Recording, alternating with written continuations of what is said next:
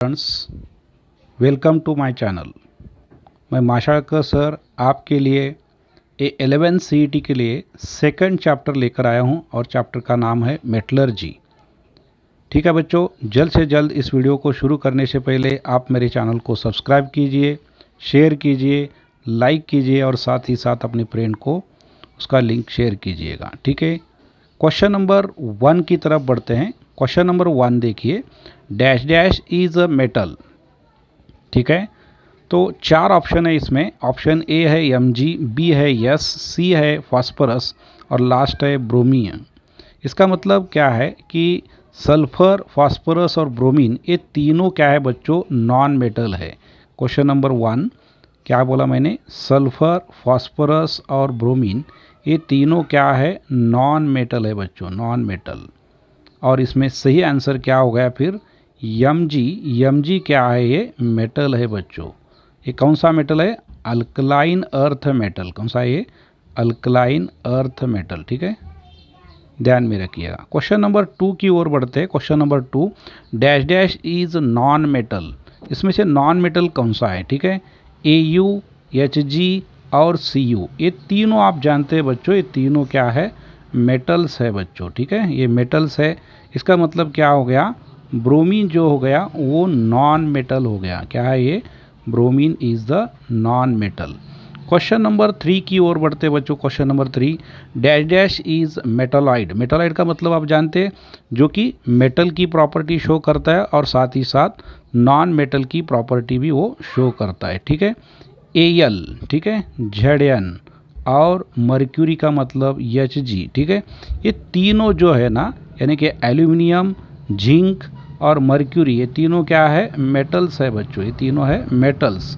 इसका मतलब क्या हो गया, एंटीमनी Sb जिसे हम बोलते, ये क्या हो गया, मेटालॉइड्स हो गया, ये मेटालॉइड्स। ठीक है बच्चों, क्वेश्चन नंबर 4 की ओर बढ़ते। Question number 4, metalloids have property of. Metalloid क्या प्रॉपर्टी है बच्चों, तो आप जानते हैं क्वेश्चन नंबर का उसका आंसर ये है मेटल्स, बी है नॉन मेटल्स, सी है both metals and non metals और डी है neither metals nor non metals. इसका आंसर सी आंसर है बच्चों। क्या है सी आंसर, मेटल्स और नॉन मेटल्स। ठीक है बच्चों, मेटल्स और non metals, answer C is the correct answer. Question number 5 की ओर बढ़ते बच्चों। Dash dash is formed on burning magnesium ribbon in the air. Magnesium ribbon जो होता है ना, वो एयर में अगर उसको हम बर्न करते हैं बच्चों, तो बच्चा क्या बनता है, MgO। क्या फॉर्मेशन होता है, MgO फॉर्मेशन होता है। इसका मतलब क्या हुआ, मैग्नीशियम ऑक्साइड हो गया। ठीक है ना बच्चों, आंसर इसका क्या हो गया फिर, answer C is the correct answer. Question number 6 की ओर आते हैं। Dash dash is a metal which is liquid from at ordinary temperature and the pressure. Ordinary temperature और प्रेशर को ऐसा कौन सा मेटल है जो लिक्विड स्टेट में होता है। बहुत ही फेमस आंसर है इसका, answer D, mercury is the metal which is present in the liquid state. Okay, mercury उसका सही आंसर है बच्चों। क्वेश्चन नंबर 7 की ओर आते हैं। क्वेश्चन नंबर 7 क्या है बच्चों, क्वेश्चन नंबर 7, क्वेश्चन नंबर 7 है dash dash is amphoteric oxide. Amphoteric oxide इसका मतलब क्या हो गया, जो ऑक्साइड एसिड के साथ और जो ऑक्साइड बेस के साथ दोनों के साथ रिएक्शन करता है उसे हम क्या बोलते हैं, एम्फोटरिक ऑक्साइड। इसके साथ अगर रिएक्शन करेगा तो वो AlCl3 यानी कि एसिड के साथ रिएक्शन करता है, और जब हम उसको बेस के साथ रिएक्शन करते हैं यानी ये OH, तो उसके साथ क्या होता है, सोडियम एल्यूमिनेट। ओके, इसका क्या होता है बच्चों, सोडियम एल्यूमिनेट फॉर्मेशन होता है। इसका मतलब क्या हो गया, that is the amphoteric oxide. Okay, answer क्या हो गया फिर, C is the correct answer. Question number 8 का आंसर बच्चों, क्वेश्चन नंबर 8 क्या है, dash dash is acidic oxide. Acidic oxide किसे बोलते, non metal oxides are called as the acidic oxide. Non metal oxide को हम क्या बोलते हैं, एसिडिक ऑक्साइड। इसमें अब नॉन मेटल ऑक्साइड कौन सा है, CO2 is the non metal का ऑक्साइड है ना, इसे हम बोलते हैं एसिडिक ऑक्साइड। CO2 जब वाटर के साथ इसका रिएक्शन हम करते हैं तो ये बन जाता है क्या, H2CO3, यानी कि जो ऑक्साइड वाटर के साथ रिएक्शन करने के बाद एसिड प्रोड्यूस करता है हम उसे क्या बोलते हैं, एसिडिक ऑक्साइड्स ऐसा बोलते हैं। ठीक है बच्चों, तो इसका सही आंसर क्या हो गया, 8 नंबर का आंसर सही हो गया, B is the correct answer. Question number 9 की ओर बढ़ते हैं। Question number 9, dash dash is the basic oxide. हम बेसिक ऑक्साइड किसे बोलेंगे, ठीक है बच्चों, आप जानते हैं CO2 ये एसिडिक ऑक्साइड है, SO2 एसिडिक ऑक्साइड है, Al2O3 अभी जानते हैं कि वो एम्फोटेरिक ऑक्साइड है। ठीक है ना, इसका मतलब क्या हो गया, K2O is the basic oxide. जब इसको हम वाटर के साथ रिएक्शन करते हैं तो क्या फॉर्मेशन होता है, KOH, यानी कि इसका बेस फॉर्मेशन होता है या अल्कली फॉर्मेशन होता है, इसलिए हम इसको क्या बोलते हैं, बेसिक ऑक्साइड्स बोलते हैं। ठीक है बच्चों, क्वेश्चन नंबर 10 की ओर आते हैं। Dash dash is an ore of aluminium. Aluminium का जो ओर है वो कौन सा होता है, ठीक है, इसका सही आंसर क्या है मानते हैं हम, तो इसका सही आंसर है बच्चों बॉक्साइट। क्या है आंसर इसका, बॉक्साइट। इसका फार्मूला आप जानते हैं Al2O3.2H2O, हम इसको क्या बोलते हैं, बॉक्साइट बोलते हैं बच्चों। ठीक है ना, उसका नेक्स्ट क्वेश्चन की ओर आते हैं। नेक्स्ट क्वेश्चन आप जानते हैं 11 नंबर क्वेश्चन है। क्वेश्चन नंबर 11 क्या है, bronze is an alloy of. Bronze is an alloy of, ठीक है ना, ब्रॉन्ज है ये जो है ना वो किसका अलॉय होता है, कॉपर और टिन। ठीक है बच्चों, कॉपर और टिन इसका कॉम्बिनेशन से क्या होता है, ब्रॉन्ज। ठीक है बच्चों, इसका सही तरीके से अच्छे ध्यान में रखिएगा, बहुत ही इंपॉर्टेंट है। जब आपको ब्रास पूछा जाएगा बच्चों, ब्रास अगर पूछा जाए तो Cu और Zn लेने का, ठीक है, लेकिन आपको क्या पूछा गया है, ब्रांच। इसका मतलब क्या हो गया, Cu और Sn, यानी कि tin. Answer A is the correct answer. ठीक है, क्वेश्चन नंबर 12 की ओर आते हैं। क्वेश्चन नंबर 12 क्या बोलता है, देखो question number 12, an alloy prepared from iron, carbon and chromium is known as.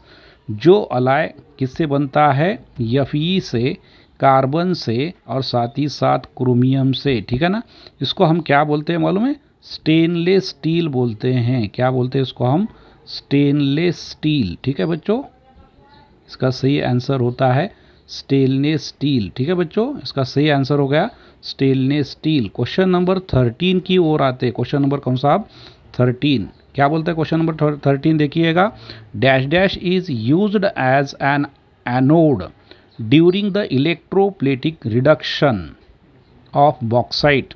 Bauxite का जब आप इलेक्ट्रोलिटिक रिडक्शन करते हैं उस समय कैथोड और एनोड क्या होते हैं। ठीक है बच्चों, कैथोड भी कार्बन का होता है यानी कि ग्राफाइट का होता है, और एनोड जो होता है वो भी क्या होता है वहाँ पर, ग्राफाइट का होता है। आंसर बी यानी कि ग्राफाइट इसका सही आंसर है बच्चों। ठीक है बच्चों, सही आंसर क्या है, ग्राफाइट। आप जानते हैं इलेक्ट्रोलिटिक ऐसा सेल होता है। ठीक है बच्चों, इसका इनर वॉल जो होता है यहाँ पर, ये जो इनर वॉल यहाँ पर बनाया जाता है वो किसका होता है, ग्राफाइट का होता है। उसके अंदर जो डीप करते हैं हम इलेक्ट्रोड, वो जो होते हैं वो क्या होते हैं, वो भी एनोड, यानी कि ये आप जानते हैं बच्चों क्या होता है। ठीक है बच्चों, तो इसका मतलब क्या हो गया, एनोड। ठीक है, एनोड और कैथोड दोनों इसमें ग्राफाइट से बने हुए होते हैं। ठीक है बच्चों, ये ध्यान में रखिएगा। क्वेश्चन नंबर 14 की ओर आते हैं हम।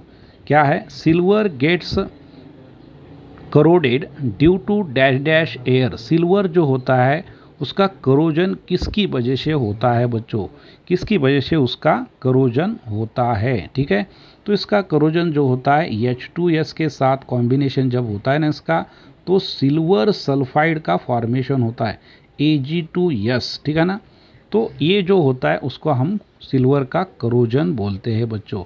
ठीक है, तो क्या हो गया इसका आंसर, H2S यानी कि हाइड्रोजन सल्फाइड इसका सही answer, B is the correct answer. ठीक है बच्चों, क्वेश्चन नंबर 15 की ओर आते हैं। Question number 15, dash dash is hardest substance and has the highest melting and boiling point, है ना, जिसका मेल्टिंग और बॉइलिंग पॉइंट सबसे ज़्यादा होता है और वो हार्ड सब्सटेंस होता है बच्चों। क्या होता है, वो हार्ड सब्सटेंस होता है। ठीक है, आयोडीन, सल्फर, डायमंड और फास्फोरस, सबसे हार्ड कौन सा है जानते हैं आप, डायमंड। ठीक है। डायमंड जो होता है सबसे हार्ड सब्सटेंस होता है जिसका मेल्टिंग और बॉइलिंग पॉइंट सबसे ज़्यादा होता है बच्चों, ठीक है। तो एक क्वेश्चन नंबर 16 की ओर आते हैं, क्वेश्चन नंबर 60, ठीक है। Jewellery articles are gold plated, जो भी ज्वेलरी आर्टिकल्स होते हैं उसके ऊपर हम क्या करते हैं, गोल्ड का प्लेटिंग करता है, उसके ऊपर हम क्या करते हैं, गोल्ड का लेयर फॉर्मेशन करते हैं। क्यों करते हैं मालूम है आपको, तो उसके ऊपर प्रिवेंट द करोजन उसका अवॉइड करने के लिए, prevent the rusting of the base metals, okay, ये भी सही है, ठीक है। आंसर सी क्या है, मेक द आर्टिकल अट्रैक्टिव, उसको अट्रैक्टिव बनाने के लिए भी हम गोल्ड का लेयर उसके ऊपर दे देते हैं, यानी कि तीनों आंसर सही है। इसका मतलब क्या होगा, answer D is the correct answer. Question number 17 की ओर आते हैं बच्चों, क्वेश्चन नंबर 17 क्या है, question number 17, to show the zinc is more reactive than copper, copper से ज़्यादा मोर रिएक्टिव कौन है, मालूम है आपको, जिंक मोर रिएक्टिव है, ठीक है। The correct procedure is to, okay, कौन सा प्रोसीजर इसमें सबसे सही है, ठीक है। क्या बोलता है देखिएगा, answer A, prepare the copper sulphate solution and deep the zinc strip in it, ये सही आंसर है बच्चों, ये सही आंसर है। समझते हैं आप, क्यों मालूम है, इसमें क्या करते हैं हम, कॉपर सल्फेट का सॉल्यूशन फॉर्मेशन करते हैं, CuSO4, ठीक है ना, उसके अंदर हम क्या डीप कर रहे हैं, यानी कि जिंक को उसके अंदर डीप कर रहे हैं। इसका मतलब क्या होता है, जिंक उसको डिस्प्लेस करता है, ये रिएक्टिव है ना, zinc is more reactive than copper, okay, इसलिए क्या होता है उसके अंदर, कॉपर सल्फेट से कॉपर डिस्प्लेस होता है और जिंक सल्फेट और उसमें से क्या, कॉपर, उसको डिस्प्लेसमेंट रिएक्शन हमको यहाँ पर दिखाई देता है। ये सही answer, A answer is the correct answer, ठीक है। क्वेश्चन नंबर 18 की ओर बढ़ते हैं, question number 18, iron is dash dash, ठीक है। आयरन क्या है बच्चों, आयरन, ठीक है। ए आंसर क्या लिखा है, मोर रिएक्टिव दैन जिंक, गलत है क्योंकि जिंक उससे ज़्यादा रिएक्टिव है। मोर रिएक्टिव दैन एल्यूमिनियम, नहीं, एल्यूमिनियम ज़्यादा रिएक्टिव है बच्चों, आयरन से ज़्यादा रिएक्टिव है। लेस रिएक्टिव दैन कॉपर, नहीं, कॉपर आयरन से कम रिएक्टिव है बच्चों, लेस रिएक्टिव है कॉपर, ठीक है, इसका मतलब ये भी गलत है। लेस रिएक्टिव दैन एल्यूमिनियम, ये सही आंसर है, क्योंकि आयरन जो होता है वो आप जानते हैं सीरीज़, एक्टिव मेटल का सीरीज़ आप अच्छी तरह से जानते हैं बच्चों, उस सीरीज़ के हिसाब से आप अगर देखेंगे तो उसमें क्या समझ में आ रहा है, answer D is the correct answer. आप सीरीज़ को अच्छी तरह से पढ़ लीजिएगा, ज़्यादा से ज़्यादा एक क्वेश्चन आने का चांसेस इसी सीरीज़ के ऊपर है बच्चों, ठीक है। Question number 19, question number 19, what would be the correct order of zinc, Fe यानी कि आयरन, एल्यूमिनियम, कॉपर, इसमें से करेक्ट ऑर्डर क्या है बच्चों, इंक्रीजिंग ऑर्डर ऑफ रिएक्टिविटी। इसमें बहुत आसान क्वेश्चन है बच्चों, लेकिन हम क्या करते, एक क्वेश्चन को देखने के बाद बहुत ही कंफ्यूज हो जाते हैं कि इसका सही आंसर क्या है। इसमें सबसे ज़्यादा रिएक्टिव कौन है आपको मालूम है, एल्यूमिनियम सबसे ज़्यादा रिएक्टिव है।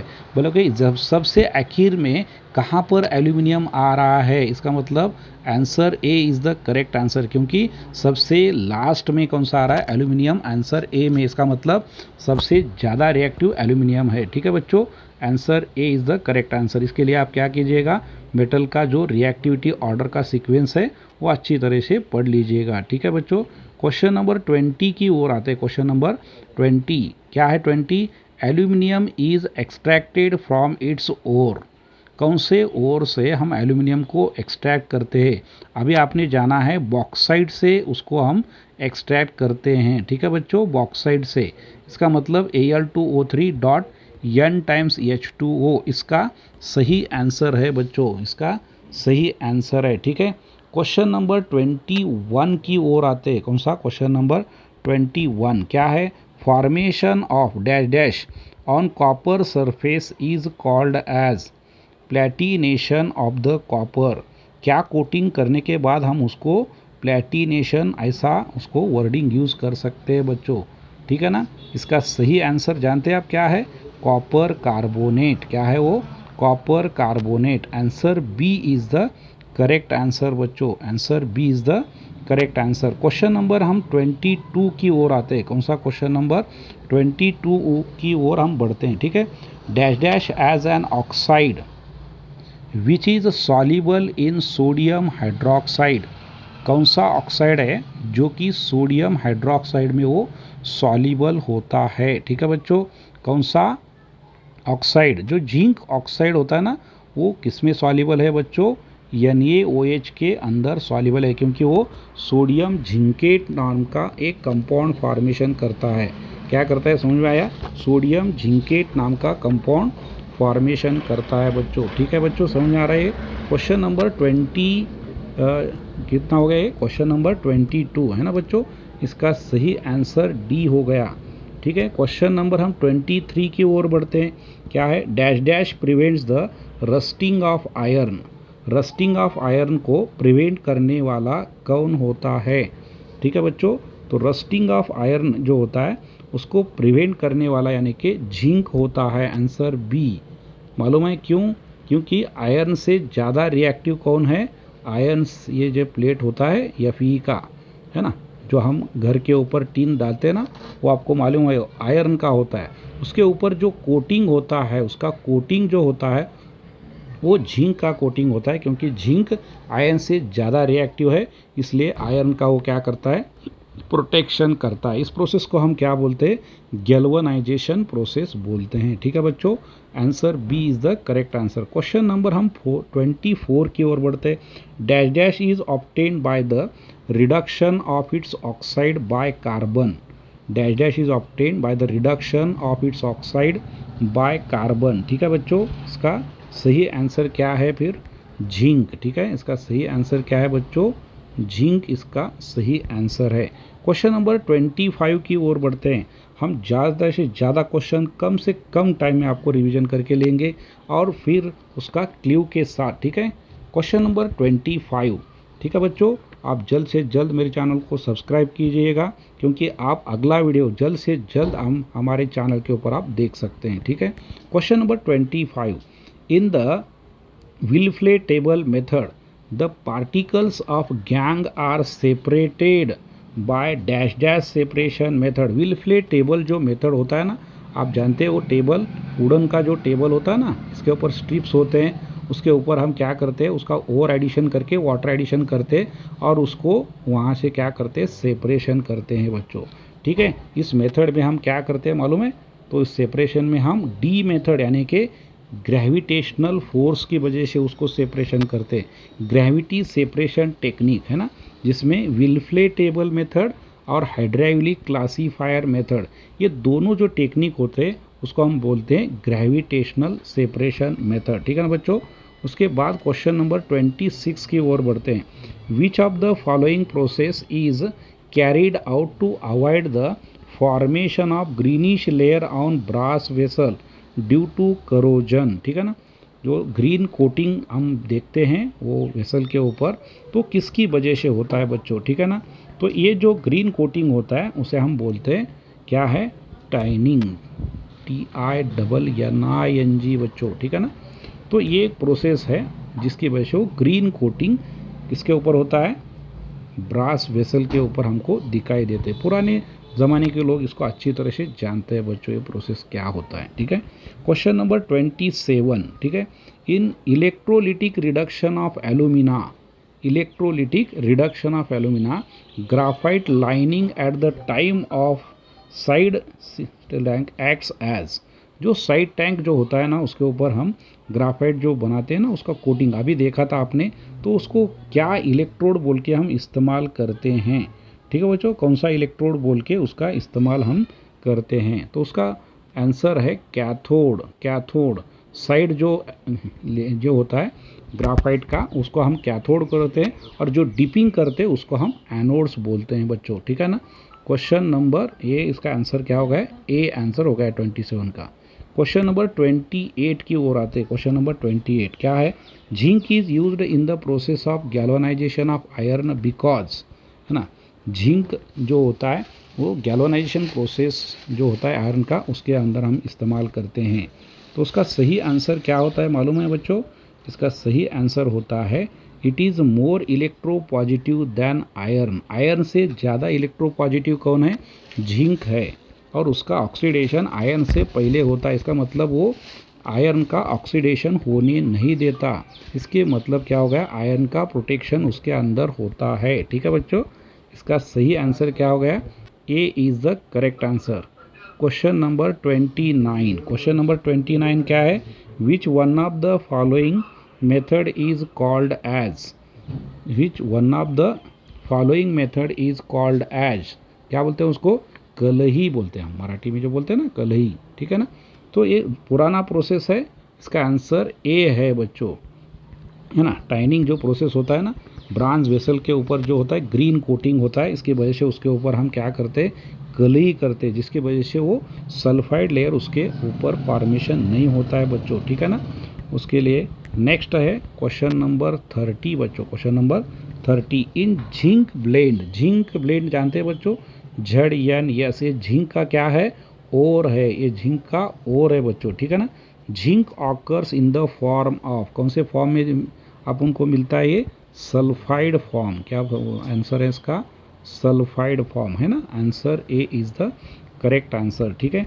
Among Cu Zn Ca Mg Fe N Li Au dash dash is moderately reactive metals, जो मॉडरेट रिएक्टिव मेटल्स कौन से हैं। ठीक है बच्चों, क्वेश्चन नंबर 31, इसमें जो ए आंसर है ना, ये सब रिएक्टिव है, कौन से है सब, ये सब रिएक्टिव है बच्चों। ठीक है ना, आंसर बी जो है ना, Zn Fe और Mg, ये मॉडरेटली रिएक्टिव मेटल्स है, क्या है ये, moderately reactive metals. Answer C जो है वो सबसे लेस रिएक्टिव मेटल्स है बच्चों। ठीक है ना, क्वेश्चन नंबर 32 की ओर हम बढ़ते हैं, question number 32, the process of coating thin layer of zinc on the iron is known as, zinc का कोटिंग जो आयरन के ऊपर होता है उस प्रोसेस को हम क्या बोलते हैं, गैल्वनाइजेशन, क्या बोलते हैं उस प्रोसेस को हम, गैल्वनाइजेशन प्रोसेस, क्या गैल्वनाइजिंग प्रोसेस। ठीक है ना, क्वेश्चन नंबर 33 की ओर बोलते हैं बच्चों, question number 33, in dash dash a less reactive metal is coated on more reactive metal, more reactive metal जो होता है वो लेस रिएक्टिव पर हम उसको कोटिंग करते हैं। ठीक है बच्चों, इसको हम क्या बोलते हैं, तो इसको प्रोसेस को जो बोलते हैं हम electroplating process, answer B is the correct answer. क्या प्रोसेस बोलते हैं, जो एक मेटल दूसरे मेटल के ऊपर कोटिंग करते हैं, इस प्रोसेस जो होता है उसको हम इलेक्ट्रोप्लेटिंग प्रोसेस बोलते हैं। ठीक है बच्चों, क्वेश्चन नंबर 34, क्वेश्चन नंबर कौन सा है, 34, question dash dash is least reactive metal, इसमें सबसे कम रिएक्टिव वाला कौन है। आप जानते हैं गोल्ड क्या है, इनर्ट मेटल है, गोल्ड को हम क्या बोलते हैं, इनर्ट मेटल। ठीक है, इसका मतलब क्या है, लेस रिएक्टिव कौन सा हो गया, gold is the inert metal. Question number 35, on exposure to air silver article turns blackish after some time, this is the because of layer dash dash formed by the reaction of silver with H2S in air। आपने जाना है, आपको मालूम है कौन सा पहला reaction हमने देखा है, क्या है, तो AgS, सिल्वर सल्फाइड इसका सही आंसर है बच्चों। ठीक है, सिल्वर सल्फाइड। क्वेश्चन नंबर 36 की ओर बढ़ते, dash in dash dash certain vegetable oils such as palm oil, okay, ये जो ऑयल्स होते हैं added to the water for the formation of froth, froth flotation process आप जानते हैं बच्चों, इसके अंदर ये हम सॉल्वेंट यूज़ करते हैं। ठीक है बच्चों, answer C, froth flotation process, जिसमें हम सल्फाइड ओर को क्या करते हैं, उस सल्फाइड ओर को हम एक्सट्रैक्शन करने के लिए उसका इस्तेमाल करते हैं। ठीक है बच्चों, नेक्स्ट है 37 क्वेश्चन नंबर 37 क्या है, an ionic compound is electrically dash dash, ionic compound जो होता है वो इलेक्ट्रिकली कैसा होता है। ठीक है, अब ये आयनिक कंपाउंड है, 1 पॉजिटिव 1 निगेटिव, इसका मतलब इलेक्ट्रिकली क्या हो गया, न्यूट्रल हो गया। ठीक है, ये 2 पॉजिटिव ये 2 निगेटिव, मतलब क्या हो गया, इलेक्ट्रिकली न्यूट्रल, इसका मतलब क्या होगा, answer A neutral is the correct answer. Question number 38, question number 38, due to electrical conductivity in the fused and dissolved state of ionic compound is called as, okay, उसको हम प्रोसेस को क्या बोलते हैं। ठीक है बच्चों, इस प्रोसेस को बोलते हैं इलेक्ट्रोलाइट। ठीक है ना, तो क्या है ये, इलेक्ट्रोलाइट। जो इलेक्ट्रोलाइट सब्सटेंस होता है ना, उसको हम अगर डिजॉल्व करते हैं एक्विस स्टेट में, तो उसको क्या होता है, वो आयनिक फॉर्म में डिसोसिएट होता है, ठीक है बच्चों। और इलेक्ट्रिकल कंडक्टिविटी उसके अंदर फ्लो हो सकता है, ठीक है बच्चों। 39 क्वेश्चन नंबर क्या है, the oxide that forms salt and water bye reacting with both acids and bases, है ना। ऐसा कौन सा ऑक्साइड है जो एसिड और बेस के साथ रिएक्शन करता है, ठीक है बच्चों। तो होता है एम्फोटरिक ऑक्साइड। आप जानते हैं एम्फोटरिक ऑक्साइड कौन सा है, Al2O3 is the amphoteric oxide. ये क्या करता है, एसिड के साथ भी रिएक्शन करता है और बेस के साथ भी रिएक्शन करता है ना। अभी आपने पहले कुछ क्वेश्चन के पहले देख चुका है, ठीक है। Answer A is the correct answer, ठीक है। क्वेश्चन नंबर 40 क्या है, question number 40, dash dash is an ore of mercury. Mercury का कौन सा ओर है, उसका सही आंसर क्या है, सिन्नाबार। सिन्नाबार ये क्या है, मर्क्यूरी का ओर है, ठीक है। Answer A is the correct answer, ठीक है बच्चों। तो आप मेरे चैनल को फिर से सब्सक्राइब कीजिए और अगले वीडियो का इंतज़ार कीजिएगा, ओके।